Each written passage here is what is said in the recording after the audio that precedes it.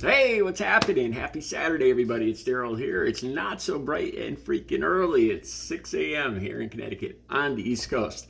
All right, let me fill you in. Over the last couple hours, I came across about 3 or 4 different news stories, and I couldn't make my mind up. I kept switching back and forth, memorizing all the facts about one story, and then I'd say, I'm going to do another story. And then next hour, I spent the next hour memorizing the facts from and then I just gave up on them all. And I've been wanting to talk about this for some time now. It's got to do with, I got to watch my phrasing, especially in the first 30 seconds of this video. It's got to do with interpersonal, intimate relationships. I've been wanting to talk about this for a while. And this is the God's honest truth. I would swear on the Bible. Although it's probably blasphemous for what I'm gonna talk about. I want to talk about my first time with 2 other people, another 2 women, and then I'm gonna mention my first time with the other way, with me, a man, and another woman. Threesomes, my first threesome. All right. Now, for the purposes of this video, I'm going to say that I was 18 and the 2 young ladies were both 18, although we'll just say they're everybody. I know they were. We were all the same age. We'll just leave it right there. And I had an empty house, and I got a phone call from some girls that I used to. Some of these girls lived in the city, and I kind of lived in the suburbs. And, we always heard these rumors that the city girls were wild and everything. So I had this girl I was seeing. And I got a phone call from her one night.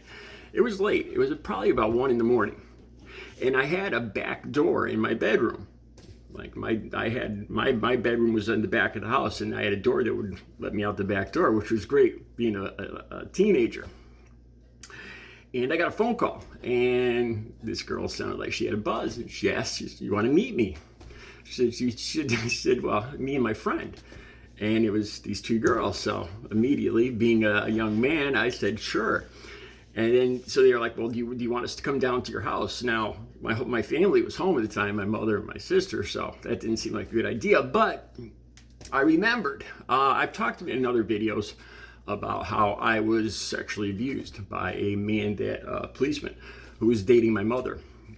And that all ended when I was about 14, when I swung on him, when I fought back.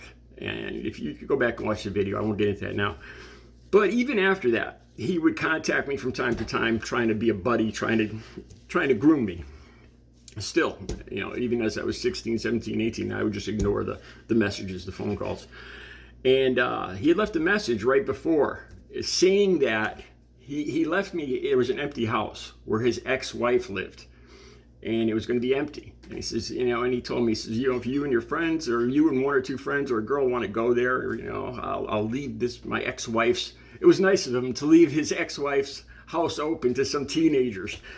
So he told me that I could go use this house, and I just, this was about a week before, I just wrote it off. But then I remembered this as I got this phone call from these 2 girls. And I said, I tell you what, meet me at this rock behind my house. So I met them about 1 a.m. And we went back to this unlocked open house that this guy had left for me. He probably had no idea that I was actually going to use this house. Let me tell you this. This is the point of the video. Fantasies, a lot of times fantasies should just remain fantasies. And I say that in all sincerity. I've experienced a lot of things in my years.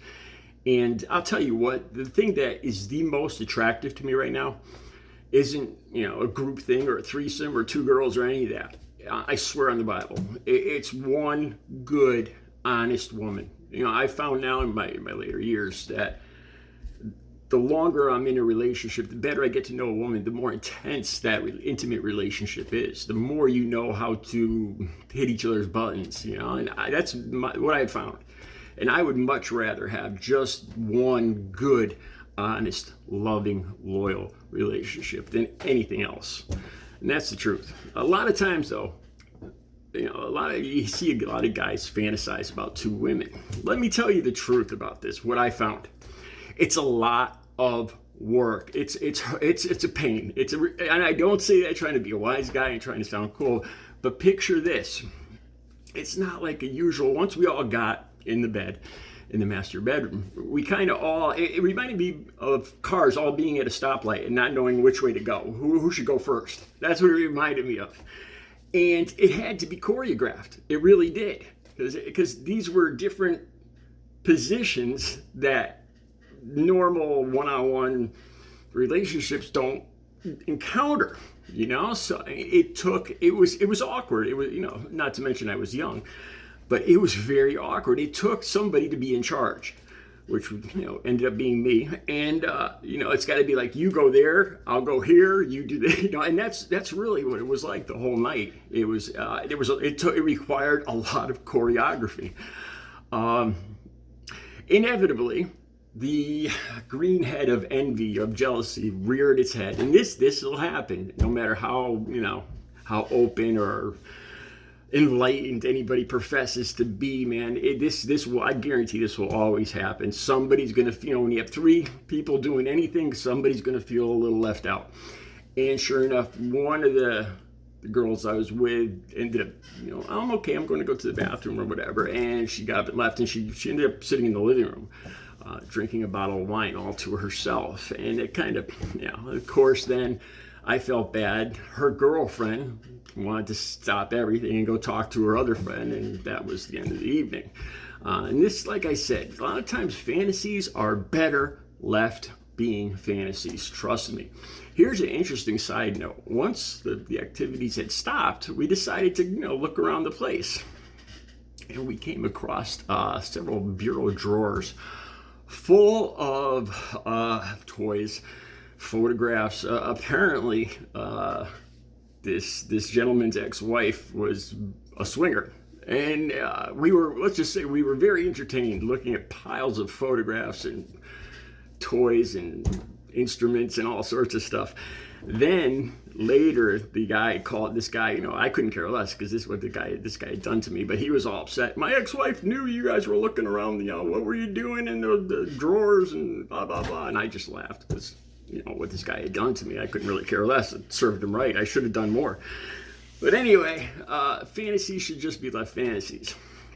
Later on, when I was using, this was probably about 25 years ago. I was probably about 36 years old. I actually had an encounter. It was my ex-girlfriend. And it was me, my ex-girlfriend, and another guy who I was good friends with that also dated her. You know, so we're using one night. And hey, why don't we, you know, strip down and give this girl a treat? And that's what we ended up doing. And to tell you the truth, it was a lot less work because I think guys understand each other. There was a couple simple rules. No crossing swords, seriously, and no making eye contact with the other guy. Just those two simple rules. And it worked. It worked for the most, you know, we managed to stay equidistant around this centerpiece of the activities. And I'm the one that ended up, I just kind of got bored of the whole situation, and I ended up getting up. I was the odd man out, and I ended up going sitting on the couch while the activities were finished off between my two friends. And that's it.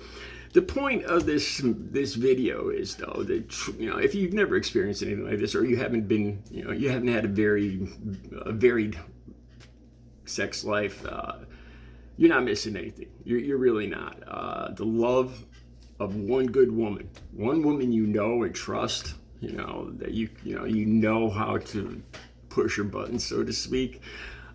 That's the best thing in the world, that in my opinion, better than any other swinging by the chandeliers, rubber suits kind of activity.